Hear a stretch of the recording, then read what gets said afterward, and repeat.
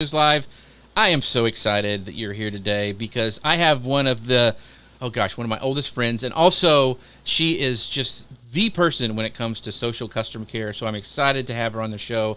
By the way, if you are interested in this in any means, or you know of anybody who wants to know about how to really take their social care to the next level, if they're an agency, if they're a small business owner, this is the show to watch. Call them into the conversation down below, mention them. We'll try to pull up as many questions as we can from you guys today because we want to make the show all about you, because Brooke is amazing. And we always nerd out before the show. I wish you guys could hear that conversation, because it's just like, oh gosh, we got a countdown. We're just kind of blabbing stuff around trying to get it out. But this is going to be a fun show. So I've got Connor here to keep me in line, because I will get nerdy and really go down the wrong track. So I'll try my best. How you doing today, Connor? I'm good. This weekend marks the start of fall, and it's 87 here in Orlando, so I'm not sure how that works out. But other than that, nice. It's great. That's brutal. Yeah. Oh, see, I'm like, it's 60 here today, and I'm like loving every second of it. Where are you at, Brooke? I'm in Maine right now, in Booth Bay Harbor. Yeah, that's right. Yeah. Okay, very, very cool. All right, so I have so many questions, so I'm gonna go ahead and hit go on the podcast machine, and we will get started. You guys all ready? Oh yeah. All right, here we go. Hello, folks. Welcome to Social Media News Live. I'm Jeff C., and you're not. And I'm Connor Brown, and this is the show that keeps you up to date on what's happening in the world of social media and more. Have you ever wondered what it takes to deliver top-notch social media customer service? Are you curious about the strategies that make a brand's online presence truly conversational? Or maybe you're on the hunt for ways to elevate your brand's social care game. If these thoughts have crossed your mind, you're in for a treat today. We are excited to welcome back a guest who embodies the essence of meaningful online conversation, Brooke B. Sellas, the visionary behind B Squared Media and the author of Conversations That Connect, will unravel her journey, her expertise, and her rules for fostering genuine online interaction. So sit back, clear your schedule, clear your mind, and get ready for this week's episode of Social Media News Live. Brooke, how are you doing today? I am doing well now that I'm with you. We were trying to figure out, have I known you since 2012? I really think that's what it, Gosh, or I think so. 2013 maybe, at the latest. I think so. Like you and eons Mike Alton. in social media. Yeah, Yes. that was kind of the whole little Google. Here we go, Chris Stone, Google Plus gang, because he always makes fun of me that I say Google Plus at least once during the show, and it's a drinking game. So, and he is ready to get nerdy. Oh my gosh, look at my everything got bigger with this new eCam update. So we're gonna put this down just like that. There we go. Get nerdy. Oh, in real time. Look how fancy you are. I know. It's pretty cool. So we've got our friends here. Jim Few saying, good morning, Jeff, Brooke, and Connor. He even spelled your name right. That's pretty amazing. So I love it. Thank you for that extra E. That's silent, but belongs And Connor there. got his. I'm always spelling Connor's name wrong. So you got his right. You got Gary Stockton in the house watching over from YouTube. Thank you, Gary, for stopping in today. And you're right. Get Chris over on Here Comes Google Plus. That's right. And he goes, clink. There we go. And our other friend, Brooke, Google Plus friend, Dustin Stout. Hi, All of us are in the house today. We just need Mike Alton to be here, and we'd have a full show. Where's Mike? Yeah. Anyway, I'll mention him. He'll come in. So, if you guys missed the first episode when we talked about Brooke's book that she released last year, you guys can actually go get it if you go to jeffc.live. We're broadcasting right now on Amazon Live. Her book is the first thing in the carousel down below. You can get that book. It is amazing. She actually sent me a copy of it, but I bought it anyway because I love to take notes on Kindle, and I had to have it because it's such a good book. So Conversations That Connect, get it down below if you're watching on Amazon. But let me give you an introduction if you missed that first show with Brooke. She is the CEO and founder of B Squared Media, an award-winning digital marketing agency focusing on social media management, advertising, and social media customer care. Her marketing mantra is think conversation, not campaign, and she believes it so much that she wrote that book on it called Conversations That Connect. She's also the host of the Marketing Agency Show by Social Media Examiner, a great show, and she teaches 2 digital marketing courses at the University of California in Irvine. So, Brooke, man, you're doing a lot of stuff. This is incredible that you made time for us. Yeah. Gosh, don't tell anyone, but this is the AI of me. I'm actually in some sort of like it's liquid really tube good. somewhere. It's really good. Yeah, everything. All my AI is behind my beard, so that's all you need to know there. So I wanted, before we get started into the questions, because we got a ton of them, so you guys, social care, we're talking about that today. Ask your questions in the comments. But I want to do a big shout out to our friends over at Ecamm. They're the ones who sponsor the show. You can find out more about them at socialmedianewslive.com/Ecamm. They just released like version 4.1. Is that what it was? Yeah. So, and they totally have all this really cool new overlay stuff you can do. I haven't even dove in to all the cool things that we're going to be able to do on this show, but if you haven't tried out Ecamm, you need to try it out. You can find out more about at socialmedianewslive.com/Ecamm. All right. State of social care in 2023. Now, this is a lot has gone on in this year, Brooke. So things that we weren't even thinking about, but what major shifts have you observed in social media customer service over this past year? I think the obvious one, right? Let's just say it and get it over with, which is AI, artificial intelligence, and more specifically, generative AI. So, woo, yeah, we said it. Okay. And then the next thing that I would say is that people are moving towards social at a very rapid pace as a support channel. So I think that was a lot of what we focused on last year in our report, but that's still happening. And I think the surprising part still for a lot of brands is that people are moving towards social media channels to do their research and their shopping now. So if you look at some of the stats that we had in last year's report, it said that brand conversation, meaning on social media when the brand responds to someone's question or they're having, banter back and forth with their community or audience, is now weighted just as high or higher than online reviews. So I think that's a really stark, surprising stat because there aren't very many brands that are doing a lot of brand conversation during the let's call it the customer life cycle or the digital customer life cycle, right? So if you think about the book that I wrote, it still is holding true today and even maybe more so true because if you put conversations, those brand conversations in the middle of your flywheel, right? All the way through attracting clients, helping them through the decision phase, getting them to buy your product, getting them to buy again, helping them become loyal, and then maybe even building like community or advocates or influencers. That brand conversation is driving that flywheel and driving both acquisition and retention for growth. Wow. So just a follow-up question really quick, Connor. Sorry. Are people still, is social, when they're angry, is that the first place that they go? Because it seems to me like, so here's an example. We go to AMC to watch a movie. We get there early. We're old, so we go to the early shows. And we don't want to pay a lot of money. And nobody was there. Like, the employees were locked out. The manager didn't show up for the first, whole thing. And I'm like, what? And we were locked out. Like, they showed up when we missed our movie, and they gave us, they tried to give us some stuff, and it was just a big mess. And I'm like, the first thing I did is I went AMC, and I went to I wanted to see really kind of an example, who would respond quicker. So I went to Twitter or X, and I went to Facebook, and then I think I even messaged him on LinkedIn. I wanted to see who would respond, and it was actually Facebook that came back the fastest. Nice. Is that what people normally do? Is it as soon as something happens, I know airlines and all that stuff, is that what you're seeing as well? Yeah. And the reason being is, so for an example, we work with a lot of middle market enterprise size brands. A lot of them are like the direct to consumer space, right? So when you have a problem, what do? Typically, they do go to social first, depending on their age group, right?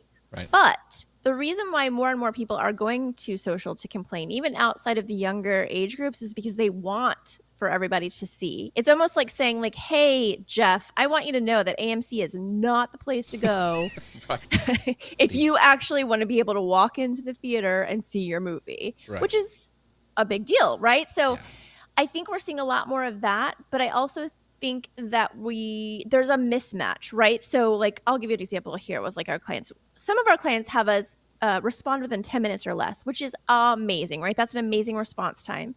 But if we have to triage someone, if we have to escalate someone to the internal team, let's say to schedule a service for their thing, it's taking sometimes 2 weeks for them to get back. Wow. Well, what happens when they don't hear from someone, in 2 weeks, they come back to social, and it's what we call a re-escalation.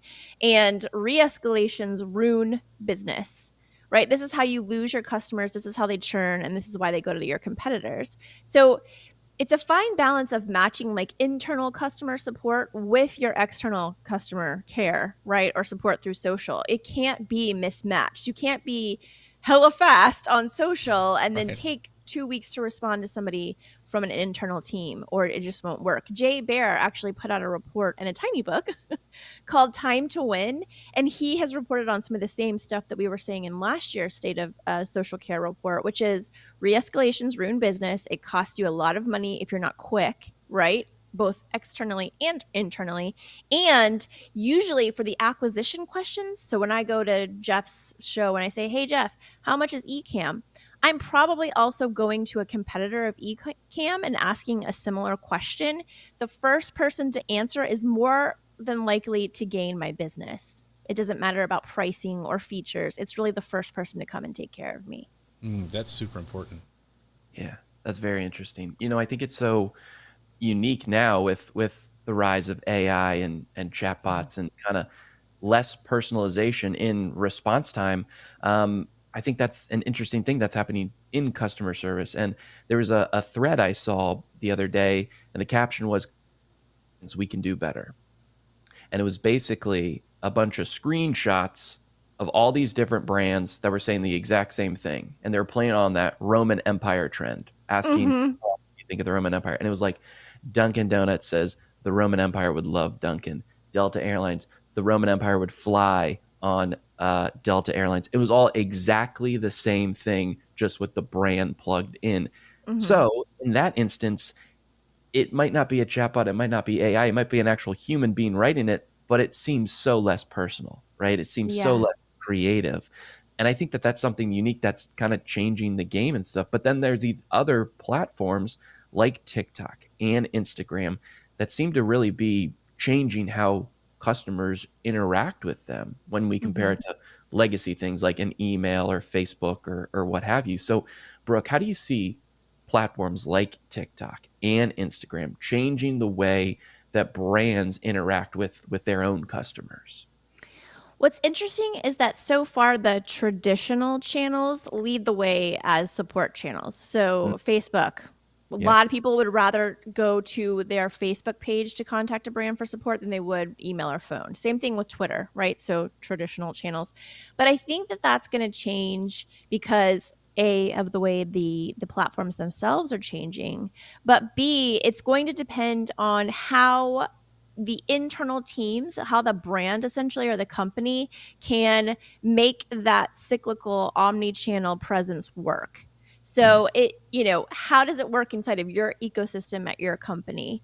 And I think the biggest thing we need to understand about omnichannel is if I go to email you about my problem, AMC, talking to you again. If I go to AMC and I email them about my problem, I expect them to say, oh my gosh, Brooke, hi, you're one of our VIPs. You have the AMC rewards card, whatever, right? But if I go to them on TikTok or Instagram or any of the social channels, I expect them to know the same thing. And that's a big disconnect that's happening right now, right? So companies are going to have to find a way to create that omni-channel experience with the platforms of choice. And I say platforms of choice, meaning the customer's channel of choice. So my first advice there would be audit your social channels, find out which channels have the most acquisition and retention conversation happening, and then use that one or two or however many it is platforms to kind of create that omni-channel experience.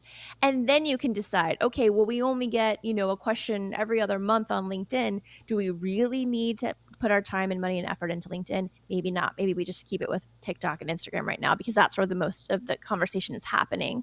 And then the other thing besides omni-channel that we need to look at is just, like you said, we call it micro personalization. So it's literally personalizing things on a one-to-one basis. So Connor, if I'm talking to you and I'm the social care agent for X brand and you have a problem that our standard, rules say, oh, sorry, too bad, so sad, we can't give you a refund, that's not going to work in the future. What I'm going to have to do is be like, hey, listen, Connor just lost his job. He just got laid off. His dog just died. Whatever happened, what exceptions to the rule can we make for Connor? That's micro personalization. And will. And did your dog just die, by the way? My dog? Sorry. Okay. That's a sore spot for Connor. It's really not. Sorry. To that point, an incredible thing in that micro personalization is Chewy. Anytime subscription box for pet food and pet supplies and stuff, and anytime they get an email that says, "Hey, I'm so sorry, I have to cancel my subscription. My pet passed away," Chewy sends them a care package with, "We're so sorry for your loss." Sometimes they do like a picture of the pet if they find it on social media. That's incredible to me. I think it's awesome. Yeah. That's in the book. So one of our team members, Christy, is a Chewy customer. And, I forget how long she had been with Chewy when they did this, but they sent her a custom painted by an artist picture of her cat as like a gift for saying thanks for being with us for so long, or thanks for being a loyal Chewy customer. And I'm like, how'd they even get pictures of your cat? And she's like, well, I have her all over Instagram. So I guess they just went over there and they found a picture and then they had the artist paint from that. I mean, that is micro personalization. Yeah, that is amazing. So Chris Stone says micro personalization is so key, and that creates customers and trust for life. And so, but even people on social can do this. So here's an example. Eileen Smith, who's been around forever. A lot of you guys may know her. She was back in the Google Plus days. Clink again for Chris. But one time I had a question and I put it out on social and I said, I needed to do something. Eileen sent me a video and just said, hey, Jeff. And this is before I really even kind of knew her. She goes, hey, Jeff, I saw you had this question. Here's what I did to make this work. And da-da-da-da. I still remember that to this day. Mm-hmm. And if Eileen ever asks me for anything, and she's also in some of the Amazon influencer stuff that I'm a part of, I will answer her, because I still remember she went above and beyond, and I love it, these stories of like Chewy and some of the other ones who have done that and that you remember. So anyway. Well, and think about that too from a sales perspective. I'm in a marketing mastermind, and one of the people in my group has started using personalized video along with the proposal. And they're getting a much higher close rate because this person's on video talking directly to the camera, which is the customer, and saying, hey, we heard what you said on the discovery call. We're going to fix it by doing this. And you have my personal guarantee that we can make this work, or whatever the conversation looks like. But think about that from even just a sales perspective, how micro personalization can help you gain more of those conversions. Yeah. I think also the other thing that people can do, even if you're slowly starting to grow a team, is being able to say, like, listen, if you don't, because a lot of times you do have to pass them off to somebody else. Yeah. But being able to say, like, listen, if your question doesn't get answered, come back to me, and here's my phone. That, I think, is huge too. And it's not that hard to do. I mean, there's not a lot of extra cost or training or whatever you have to do. But having that advocate on the inside that it feels like you have is a huge thing that I think companies can do. Yeah, that's what a lot of what our team does. They'll say something like, hey, if you have any other questions, my shifts are these days, these times, come back and talk to me, right? Because then again, even though it's a community manager who actually works for B Squared, who's working for this client, they don't know that, right? All they know is that Brooke said, hey, if you need any more help, here's when I work. My team can help you too, but if you want to talk to me, because we had an extensive, conversation about your problem, come back during these days or these times and we can talk again. That feels personal. Mm-hmm. Yeah, I think that, and so you even do that on because I reshare a lot of the posts that we have done in the past, that's kind of on a queue. And all the time your team comes in and goes, hey, this says something nice, not just a thank you, but hey, we really appreciate you sharing this, or da-da. And so I can see that they're very on top of everything that comes through. And I just wanted to give them a big shout out because they do a great job. Well, I want to mention that too real quick. A lot of the clients who we start working with in the very beginning, they're not even handling the good stuff. They're so busy working on the negative or worrying about the negative. They're not even liking or commenting to the good stuff. And I'm like, you're leaving potential sales on the table. You're leaving potential user-generated content on the table. You're using potential reviews on the table, right? So you have to respond to both the good and the bad. Mm-hmm. Yeah, very, very true. And on this social report that you, the state of customer care, By the way, let me pull this up because if you guys want to get an advanced copy, I had an advanced copy, so that's what we're talking about today. But she's doing a survey and she's releasing this social report. So if you want to get a pre-copy of this, go fill out the survey at bit.ly/State of Social Report 2023. Those have all dashes between them if you're listening to this. But go check that out because it has a lot of great insights in it. And that's the question that I want to talk about. But once again, bit.ly/State of Social Report 2023. Those have all dashes in between them. So the question that I have is, and you mentioned this in that report, was the role of influencers. So what are the role of influencers now? Because, I know you've had influencer gigs. Connor's had them too. And it's not so much anymore of like, hey, here's a product, I really like it. But you're also like, here's a product, this is how you use it, here's my workflow on how to do it, and here's, if you have issues, what you can do to kind of diagnose that problem. So influencer now are not just giving like a review or like, hey, I'm famous, buy my stuff. It's like they're going in levels deeper. So can you talk about that in kind of the role of influencers in social care?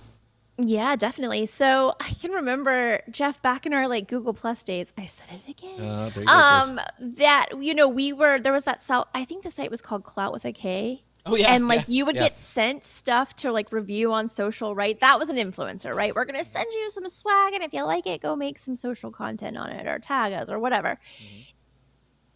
Influencer marketing, the whole game has changed now because the smart brands are now realizing that this micro personalization comes into play, that the relationship is the most important thing between the brand and the customer. So I actually have an example. I don't think it was in your version, Jeff, but from Adobe. Adobe Express hires brand ambassadors. Goldie Chan is a friend of mine and one of their brand ambassadors, and she literally knows how to troubleshoot.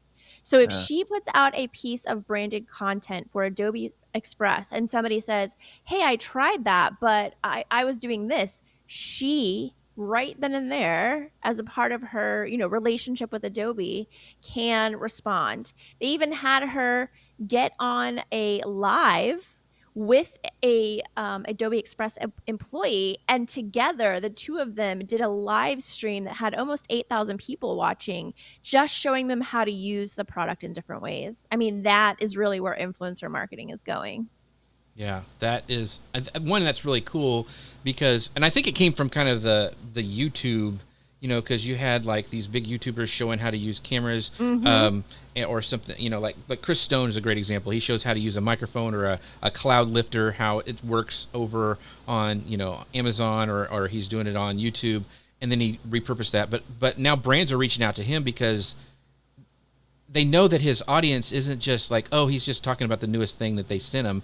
He's talking about, because I use this and it works. Like, he is a big proponent of a thing called a cloud lifter, which if you watch his channel, which makes your audio sound amazing. But he's a believer in it. He's not just hawking it like the ShamWow guy. He's, it really works. So I think what you're saying is true, and I think that's going to be more and more important. And the cool thing is, I think more and more brands are waking up and going, oh, yeah, we need these type of people. Yes. And guess what? These people aren't like Kim K's that cost, $500,000 per post. Right. It's real people. People are tired of the stylized Kim K. I think all of that's going away. They're going to want to find the boots on the ground people who have a natural affinity for their product, and then bring them on as an ambassador or an influencer who can also teach their customer base how to use or troubleshoot with that product. Yeah. And for example, Chris says James Hicks James is a great guy. He does a great job of this as an influencer. He does interviews, the brands themselves. To be honest, that's how I got Ecamm as a sponsor of the show, is because, I used their stuff. I loved it. I love the people. I love the community.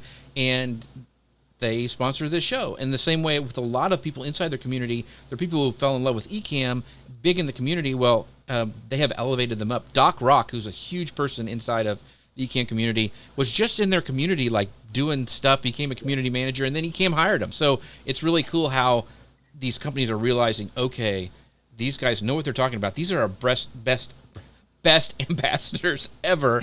Let's get them on, the show. So anyway, I love brands that do that kind of stuff. Yeah. And I think it's like few and far between, but I think we're going to see a shift. I really do. I think people, money's tighter. You have to get more strategic than ever. I think we're going to see this like shift start to take place at more brands. Yeah, I totally agree. I think it's also so true just that with those types of influencers, we want to relate to the person too, because that's how we know the product's going to be so useful to us, where a Kim K product might not really relate to, well, definitely probably doesn't relate to me or Jeff, I would say. All right. I'm wearing her Spanx right now. That's great. That's great. TMI. But it's like that. But there's also that element of the human touch, right? So see all this AI coming into play, and whether brands are using it to help with responses or to help generate content or whatever it is, it's shifting the landscape. And we already talked about it a little bit. But Brooke, how do you see brands balancing these emerging technologies like artificial intelligence, ChatGPT, or something like that? How do they balance that with the human touch that has been so core to customer service since customer service has been invented? Yeah, I think that's a great question. And I really that hasn't changed. I mean, the tools are getting better and better. And I think from a CX perspective, we used to say things like, oh, AI will never be able to, help with CX because of the human touch. I don't think that's true. I think AI is definitely going to be huge for customer experience across the board, whether it's digital or on social or elsewhere. But I also think that you have to really know your audience inside and out. You have to understand those micro segments of people, right? We're not talking about big segments anymore, because we're talking about that hyper or micro personalization. And you have to understand where and when. You know how it's always been the right message at the right time to the right person in the right place. That's what you have to do with AI too, right? It's the right AI at the right time, in the right place, with the right person. So there are many, variables that go into using AI. It's not just implementing AI for CX across the board, right? If you do that, you're probably going to end up in trouble, because really the beauty and the magic happens at the intersection of AI and humans, right? It makes us smarter. It makes us faster. It makes us more efficient. It makes us solve problems more easily. But if that person on the other side of the screen doesn't want to use AI, you've ruined the experience. Yeah. I think, and this is an example, this is even before AI, but I remember, and you probably remember this too, there was kind of a big influencer who was using like those Instagram bots that would just kind of go in auto thing before. And there was a big example, and it went kind of viral. Some lady's cat died, and underneath it said, "Hey, we love your content. Subscribe to it." And it was just so it's just horrible that this even happened. I have a feeling that kind of stuff can happen with AI if you're not careful. Like, you can't just, what was it? Set it and forget it. That's not going to happen. You're going to have to go in there and tweak it, make sure it's working, only use it for general questions, maybe. I mean, that kind of stuff I think is going to be super important. Yeah, that's the other thing we've seen. A lot of our clients, again, these are easy direct-to-consumer clients who have a ton of FAQs, right? Frequently asked questions that people come onto social to ask, and they still will not use a bot, because they are smart enough to know they don't have the real vision and the strategy behind that deployment. Okay, so they're backing off. And an example I'll give you to follow up on your story, Jeff. Even when we have clients who are in, sectors with a lot of red tape, finance, insurance, healthcare.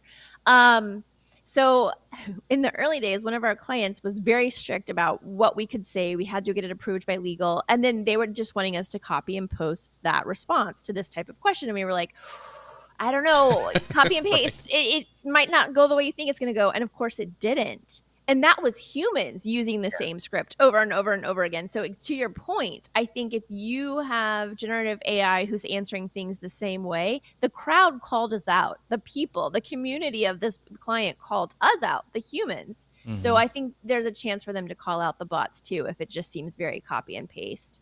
Right. I want to go back, because you also mentioned that this in your upcoming report is that, and we talked about it a little bit, the omni-channel customer services. So I want to talk about some best practices for that, because there is that disconnect, especially if you're siloed and have different teams, like you mentioned. My parents just got a new dishwasher that it had to get a special one because it was a low counter and all this stuff. Well, it quit working after 2 weeks, and then they wanted to return it, and Home Depot said, "Oh, we don't. You're gonna have to talk to the whatever," and they sent them to this, and then they had to get a customer care advocate, which was actually what it was called, and I was about ready to get lawyers involved until they finally. I mean, they sent somebody out to fix it. He said I couldn't fix it. They said give us our money back. They wouldn't do it, and so there was all this red tape that, if my mom knew Twitter, oh my gosh, it would have blown up. It would have melted it down, but she doesn't, thank goodness. So there's this disconnect. So how can companies not do this? Because it was a nightmare. If it was somebody else, it could have gone. My mom's a sweet lady, and she would have never. She was like, maybe they're just busy. I'm like, Mom, no, they're just bad customer service. So how can what are some of these best practices that companies can start? Maybe even change some of the culture of their customer service in the midst of this. Yeah, you hit the nail on the head with the culture statement. Unfortunately, the answer is bigger. It's not an easy fix. I think, having that culture and that mindset of really putting the customer first, right? Going away from maybe rules and regulations to make that micro suggestion, micro change to the rules for Connor, who, just got laid off and his dog passed away or whatever. Gosh, Connor. So I do think it's a mindset. The other piece of it is finding tools that connect your social ecosystem with your CRM. Or this is where I think AI really will become really good at doing this. We have a huge MarTech stack in marketing. None of the tools talk to each other. I think one of the things AI will do will make it easier to connect your CRM with your social ecosystem or your dashboard there, because then you'll be able to see, oh my gosh, it's Jeff. He's been a client of ours for 25 years. We better not mess this one up, right? The social team can't be disconnected from your customer, community, advocate, influencer ecosystem, right? Both of those ecosystems need to come together. They can't live in silos. And the same goes with sales, right? Because as you know from the book, Jeff, a lot of what I said was that a lot of these big brands didn't even realize how much of their social chatter was acquisition, not just retention, but people coming through and saying, hey, I want to buy your stuff. Tell me about it. And they weren't answering them. So they're literally leaving money on the table. So one of the things that we developed is a social selling program through tagging and all this cool stuff that we do with our clients, so that we, the social care team, the social front line, is now bringing revenue in-house for these clients by answering those questions with a lot of value, but also quickly. Because we were saying, response times have just gotten faster and faster. Yeah. And that leads us kind of to our next section, where you brought up some things as well that I wanted to talk about, is the customer expectations. They have changed since, even in a year, and, with this AI stuff, to be honest, I think this AI is going to be just like we have spell correct in most all of our apps now. AI is going to be, they're already starting to be built into everything. So I just think it's coming. But Connor, I know you had a question about this. Yeah. I think especially over time, because our ability to get knowledge and get information has accelerated so quickly with internet and with social media, we know our attention spans have gone down. And I think that is directly correlated with, our response times. We want immediate, instant gratification. So, Brooke, I'm, at my wit's end. I've lost my job. My dog Fido's dead. He's dead. I walk outside. I had just gotten a new tire replaced, and it's flat already. I'm at my boiling point. I'm going right to social media. I'm sure I want an answer, and I want it quickly. So how have you seen response time expectations change on social media when it comes to customer service?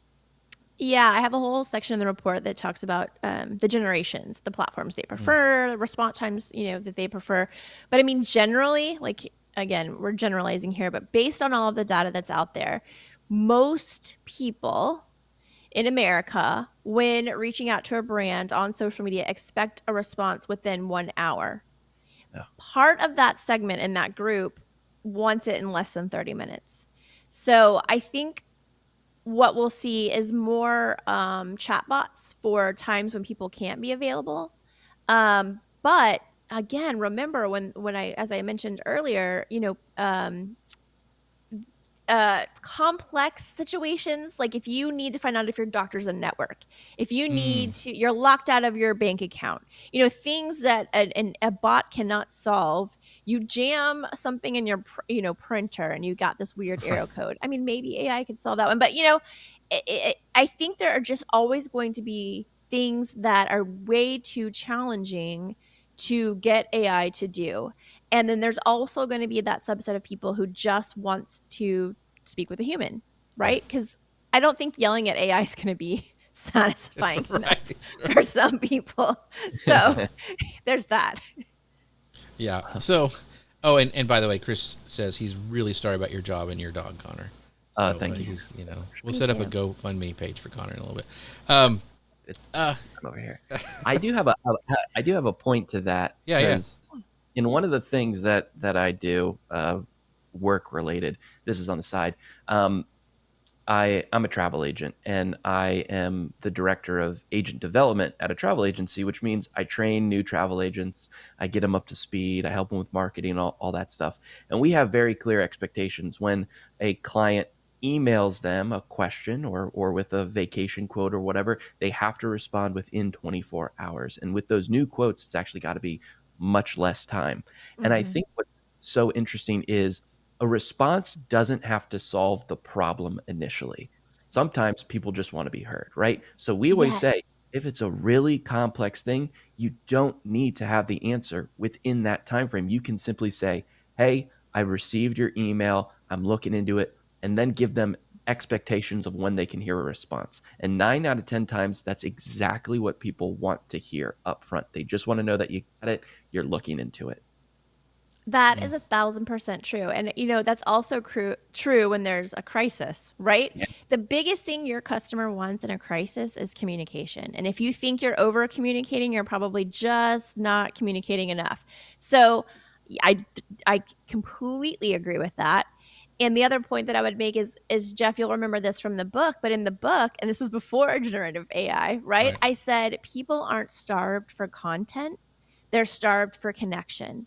So time after time after time again, we see more and more companies pumping money into content, right? Content marketing. With AI can write that better than you, faster than you, pump out more articles than you. So I think it's more true now, even than it was a year ago when the book published. People are not starved for content. They're starved for connection. So how can you use AI to help you with the content piece, but then take those hours and invest them into the connection, the relationship, the personalization? Yeah, I think that, man, that's a tweetable right there. So Abby, if you're watching this, that's going to be the cut we're going to use. So the question I have is what Connor's point was, because when he was talking about the travel agents, which I was just like, man, that because people, let's say your flight is canceled and it's an early international flight, Connor may not even be up yet, right? So how do you handle this expectation of always on customer care? Because like Connor has to sleep sometime. I mean, he's been up all night crying about his dog. He's got to get his shut-eye in to help with his grief process.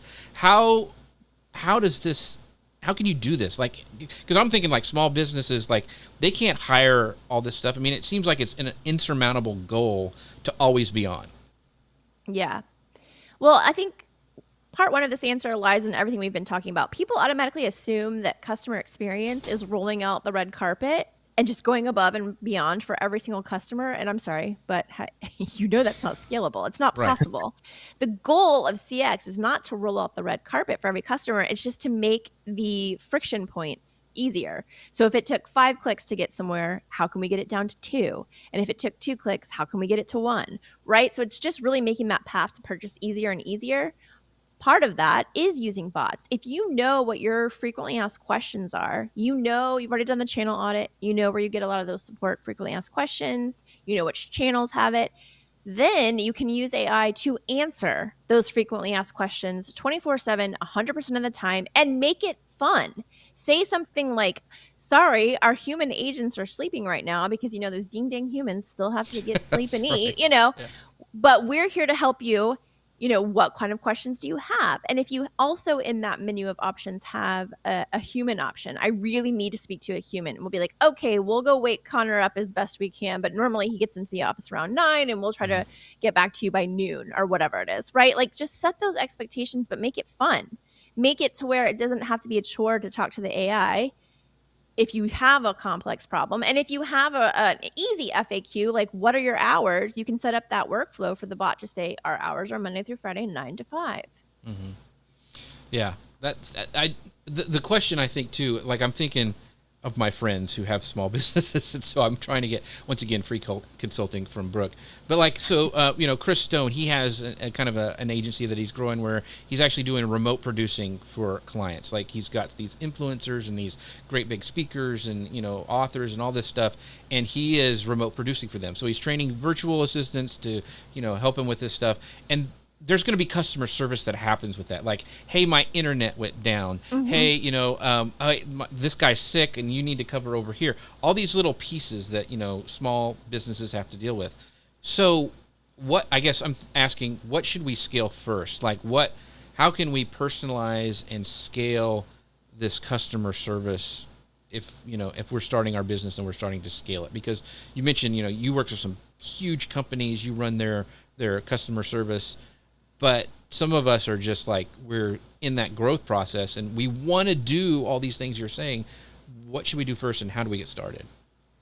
I think first it's internal. It has to be. You have to have the buy-in from the top down internally and decide what that program is going to look like. And that doesn't mean that iterations won't happen. But know what your goals are. You know what you're trying to achieve business-wise with these goals. So maybe the outcome or the business goal is that you want to be faster at responding so that you can close more deals or get support done faster. Great. Build your program around that goal and then figure out how to slot in who you have or what you have and use tools or AI for the rest. So automation or, they're really great, like little chatbot tools. A lot of them these days are even built right into like some of the social media dashboards. So you could go set up, again, that bot that's going to answer those FAQs when your team's not there or help your team out internally and then put it out. And I mentioned earlier, the companies never want to look at the positive. They only want to look at the negative, but look at that feedback that you're getting. If wherever you have that negative influx, maybe it's about the bot that you deployed, right. Dig in, find out what that is, and then iterate based on that feedback. And if you can iterate along with what the customer is telling you, A, they feel listened to. B, that makes them feel important. And then C, when you actually listen, make them feel important and fix their problem, they're going to stick with you. That is great advice. Yeah. Yeah. I think there were 2 points that we kind of already brought up recently that delve into the emotions and the emotions of a response. One was the lady's cat who passed away, who I can now relate to because of my dog. And the response of just, hey, this is great content, right? Obviously, that's a bot. It didn't perform well. It's not doing its job correctly or what have you. But I forgot the other one already of the emotional component that we were talking about, but we know it's super important. Oh, with the finance stuff, like we want to this be the response for every single thing. It might be the correct response, but it might not be the right response in this emotional sphere that we're working with. So, Brooke, emotional intelligence. How important is it for social media customer service teams to incorporate emotional intelligence to each and every response that they send out? It's big. It's big. But I'm going to blow your mind just for a second here and tell you that based on some research, if you give an apology, if you're overly empathetic in a situation where you don't have a solution, don't do it. Because what it does is it actually makes the customer more mad. If you're like, I'm so sorry, Jeff, that the AMC was closed and you couldn't watch your movie even though it was our operating hours. Too bad, so sad. Wish we could help you. But we're really sorry that happened. Right. Like I wanted a free ticket. Yeah. Yeah. You're like, absolutely not. I'm not. No, you're not sorry because you're not fixing it. Right. Yeah. So I think you have to be careful about the way you apologize, how you use empathy, and it should tie into the solution. And if you don't have a solution, like we were saying, be like, Jeff, oh my gosh, I don't know why this happened. I don't know how this happened. I apologize. We will find out, and I will get back to you as soon as I'm able to talk to some people so that we can make sure this never happens for you again and show you how much we care about you as a customer. Yeah. Right. The funny thing about that AMC story is that, so we waited and we come back, and like they said, a manager finally shows up. Like they had to get another manager. The other guy was sleeping or something, and they let us in, and they said, hey, yeah, we're going to restart the movie, so you'll be fine. Get in there. It's halfway through. And I'm like, I asked you specifically, you're going to restart it. Oh, we can't. Well, you just said. Anyway, it was a nightmare. So then I get there, and I'm like, hey, and they're giving away, okay, here's your money back. Here's a free ticket and all this popcorn stuff that you get. Okay, we're giving it all away. Great. I think that's great for customer service. I get there, and they're like, we can't charge it back to your card, but here's a free ticket. And then I'm walking out, I'm like, wait a minute. Everybody else got their money back and a free ticket. You were just giving me a free ticket. So then that's when I got online and it was a mess. Anyway, Yeah. But, the whole thing about emotional intelligence, how do you train that? Like, how do you teach that manager? Because he was kind of a jerk. Like, he said one thing and then he wasn't. Like, how do you teach your team emotional intelligence? Like, if we're starting to hire to scale this as a business, what do you look for in somebody, or how do you train them to do this? Like, just don't say these words, or how do you do it? I think, again, an answer that people probably won't love, but I think you have to hire for this, not train for it, because people inherently are able to be empathetic and not just sympathetic, right? So if we have sympathy for someone, it's like, oh my gosh, I'm so sorry you're going through that. When we have empathy, it's like, oh, I feel your pain too, right? So I don't think you can train for that. I think you have to hire for it. And some of the things that we look for when we're hiring for these community managers are people who are, big volunteers. They volunteer for some sort of cause that they care about. They have had a past job in human resources or hospitality or customer service where they have had to kind of walk the fire. I mean, we walk the coals every day, right? Right. And I also think, though, that's one of the big reasons why companies do want to outsource, something like this to be squared, because it does take a mental toll on your people when they have to be on the front line dealing with people who are just getting more and more angry and more out of control. So, if you are looking to hire for it, I think empathy wise, you really have to look for traits in people or past experience in people that shows that they're not just sympathetic, but that they can feel and have empathy too. Because if they feel the pain along with the customer, they want to get it solved so that that pain goes away from them, which is hard because then you're hiring people who feel the pain. But then we just talked about like mental and, mental exhaustion and burnout and stuff. So I think, staffing is really important too, like dynamic staffing where you can staff up and down depending on what's happening with your company, your products, your brands, the sentiment of your audience. Because if you are a company who has a lot of negative sentiment or people who are unhappy, you need to rotate people. They don't need to be sitting on the front line, getting, verbally or readingly bashed all day, right? So, there's so many important factors that go into making sure you build a space for people who are empathetic, but also that you protect them because they're empathetic. Yeah. That's really cool. What you're saying about protecting your employees and your virtual assistants, whatever, I think that's a great thing. Our friend Chris Stone says, it's difficult to train consideration for others. So, And so somebody who's always considerate is our friends over at eCam. See how I did that? You can find out more about them at socialmedianewslive.com/eCam. They never have hurt furry friends like Connor's. They're a great company. They have a great community.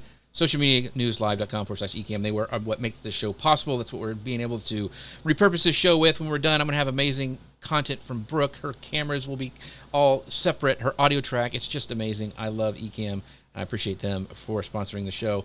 If you just join like halfway, like through this and like put together this amazing report, I got a little sneak peek about it. You're able to go to take the survey. And if you do this, I think there's even a contest that you have going on that you could, maybe win some stuff. But it's also, you get free access to this before everybody else gets it.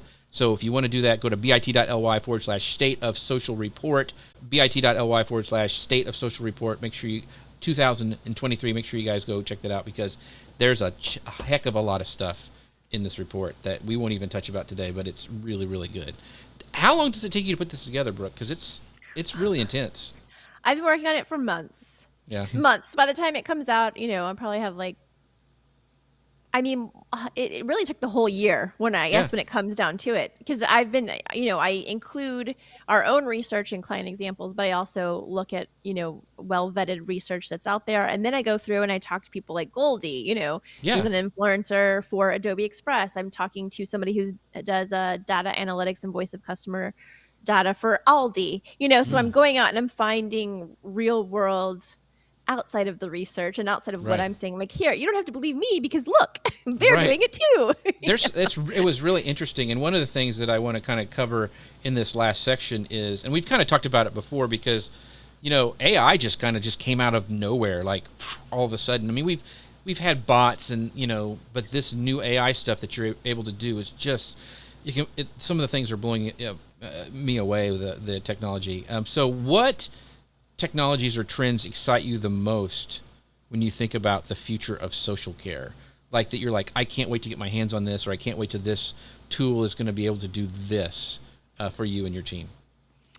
Yeah. Well, gosh. Okay. I'll try to keep it to 3. So first and foremost, what I mentioned a little bit earlier in the show was I'm really excited for AI that's going to help our CRMs talk to our social ecosystems, right? So that we can understand really, like, here's all of the notes on this customer, along with, before we make that response on social, let's read all the notes about this customer. I think that's really exciting.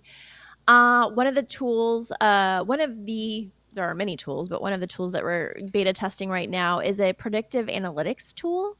And so we are using that with customer data to look at all of these conversations to help predict, based on these factors, this will happen. Based on these factors, you might have a crisis coming up soon around product X. Or based on these factors, you might have a run or an uptick in sales on product Y, right? So I think these artificial intelligence predictive modeling tools are just going to be a boon for business.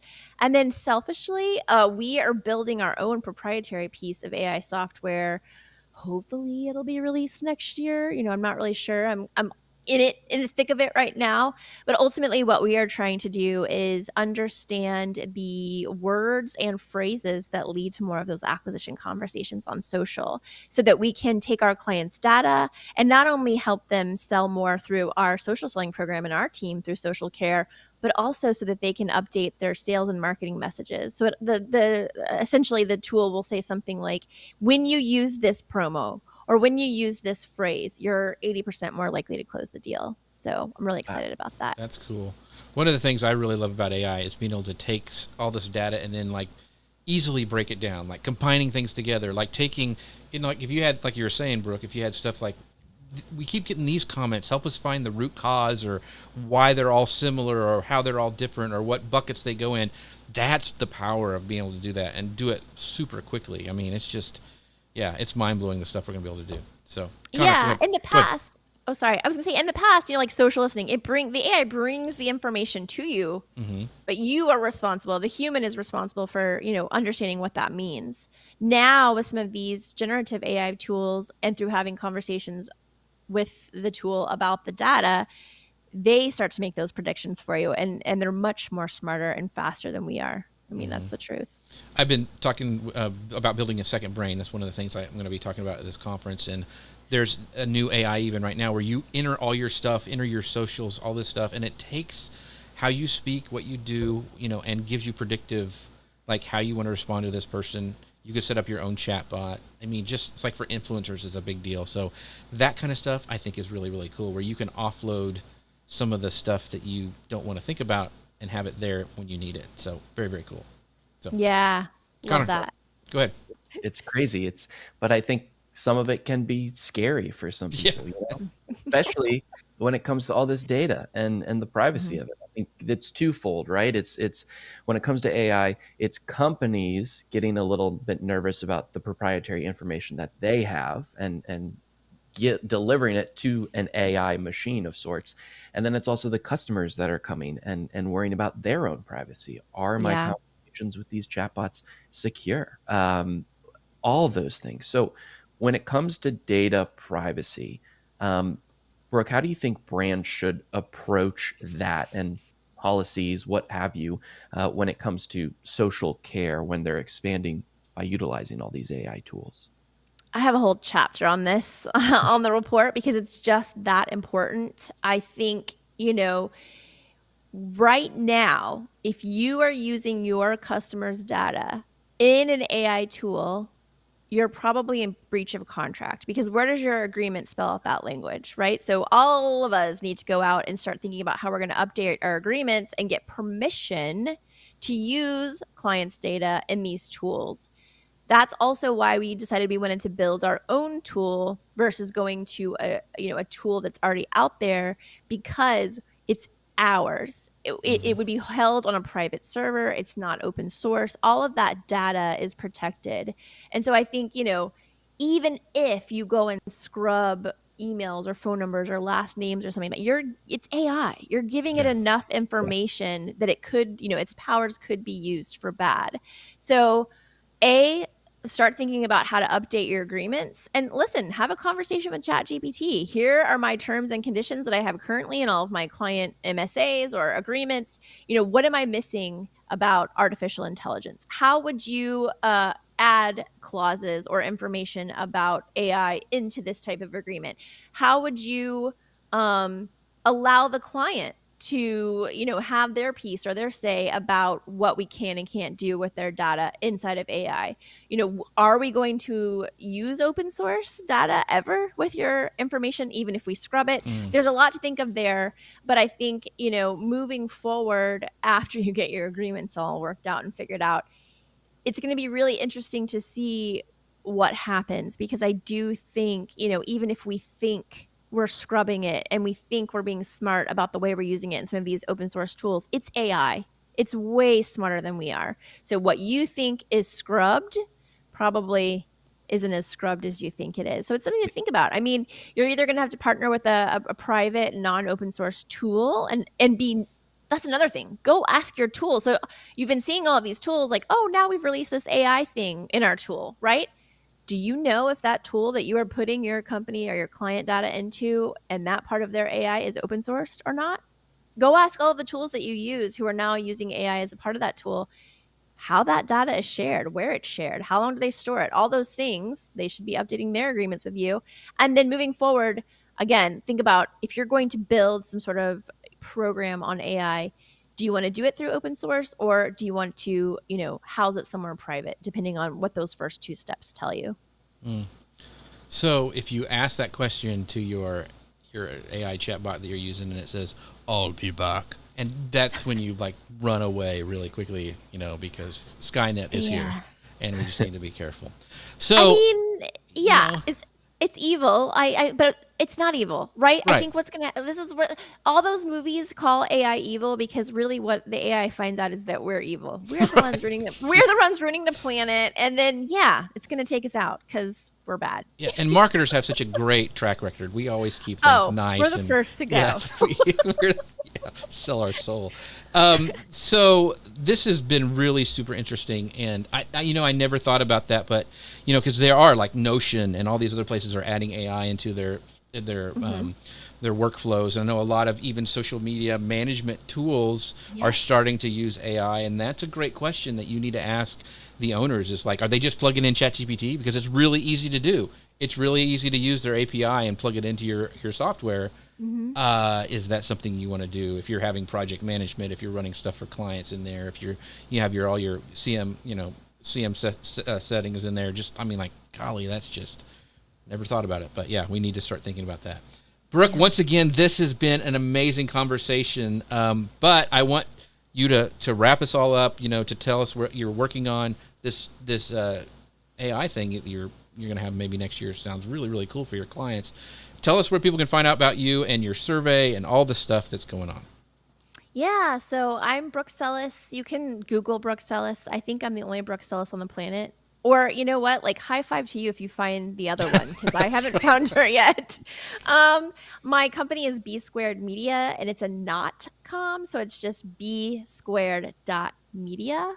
And yeah, if you follow me on LinkedIn or connect with me, or if you, follow B Squared, we will be releasing the State of Social Report. It's really the State of Social Care 2023 report, hopefully by the end of next month or towards the end of October, as we get ready to kind of take some of this survey data. So please go take the survey if you're in marketing, and we can incorporate that into the report. I'm actually using that predictive modeling tool for the report, so I'll put that disclaimer in there and tell everybody about the tool, but excited to see what it says based on the answers that we get.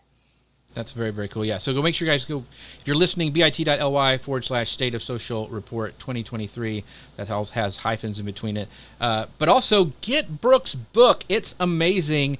It's called Conversations That Connect. You can find it on all the e-readers. Like I said, I love to use it on to read it, and then I can make notes inside of Kindle. But you can buy a hard copy. You can find that on Amazon, on Brooke's website, wherever books are sold. But make sure you guys go check that out, because it is it gets you thinking. It makes you think about how you can do social care better, and it's going to be more and more important in the future. As always, we thank our friends for watching. Jim Fuse, Chris Stone, Jim Alt. They said there's some issues maybe with YouTube. We'll check that out. But Dustin Stout, who is the AI guy, he goes, did someone say AI? Yes, his tool, Magi, is amazing. Gary Stockton stopped in for a while. We appreciate you guys for doing that. Connor Brown, where can people find out more about the unsinkable Connor Brown? You can find out more by going to wdwopinion.com or following me across the socials at WDWOpinion. I can help you plan your next Disney trip, wherever. And if you ever just want to talk about social media marketing, shoot me a DM. I always love chatting. Yeah, Connor is amazing. He's not only a Disney guy, but he also is a really smart marketer. So I'm looking forward to seeing him next week. We will be gone, but we're pre-recording. I'm doing actually a special with Connor that will release the same time next week, but we will be speaking at Momentum, both Connor and I.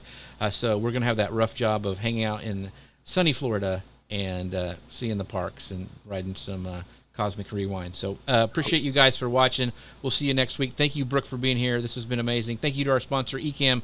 And with that, we'll see you guys next time. Bye, everybody.